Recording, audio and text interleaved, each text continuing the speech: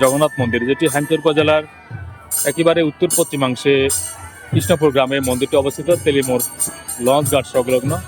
এখানে এই মন্দিরে 2026-এর যে 32 তারাগো মহানামযজ্ঞ মহোৎসব সেটি অনুষ্ঠিত হচ্ছে। আমরা সরাসরি দেখছি এখানে এই উৎসবটি 145তম বার্ষিক মহোৎসব।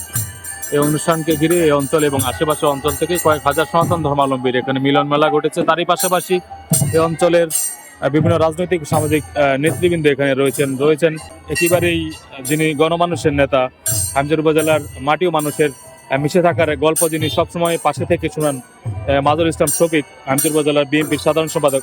আমরা তাকে সরাসরি যুক্ত করছি এই মুহূর্তে। ধন্যবাদ আপনাকে।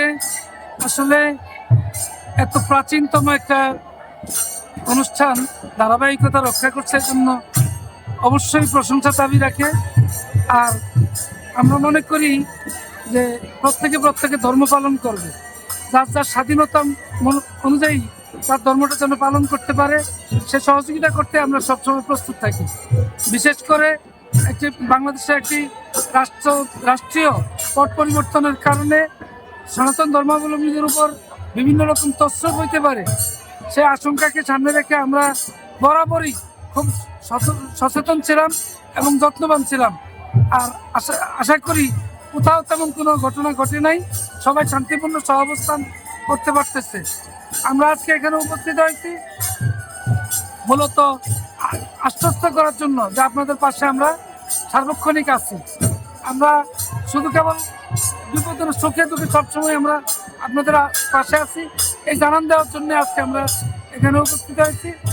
আগামী ভবিষ্যতেও আমরা সব সময় আমরা সনাতন ধর্মাবলম্বীদের পাশে থেকে আমরা আমাদের ধর্ম বর্ণ নির্বিশেষে আমরা শান্তিপূর্ণ সহাবস্থানের একটি পরিবেশ তৈরি করতে চাই, একটি বাসযোগ্য হাইমচর প্রতিষ্ঠিত করতে চাই।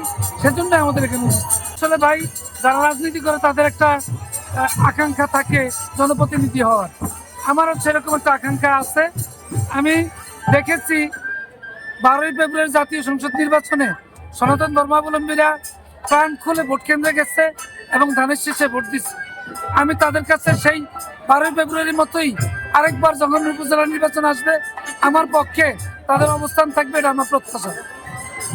আসলে যেমনটা জানাচ্ছিলেন হাইমচর উপজেলার বিএনপির সাধারণ সম্পাদক মাজহারুল ইসলাম শফিক, এই অনুষ্ঠানটি আসলে 145তম বার্ষিক মহোৎসব। 145 বছর ধরে একেবারে নদী ভাঙ্গার কবলে পতিত হওয়ার পর থেকেও তারা সনাতন ধর্মাবলম্বীর উৎসবটি করে আসছেন। আজ আমরা সেটি সরাসরি দেখানোর চেষ্টা করছি। এখানে এই অঞ্চল এবং আশেপাশের অঞ্চল থেকে সনাতন ধর্মাবলম্বীদের পাশাপাশি বিভিন্ন রাজনৈতিক ব্যক্তিবর্গরা এখানে উপস্থিত রয়েছেন। আজ মন্দিরের 32 পর্বে যে তারাগো মহানামযজ্ঞ মহোৎসব সেটি এখানে চলছে একেবারে এই শেষ দিনের যে আয়োজন আমরা সরাসরি সেখানে দেখানোর চেষ্টা করছি।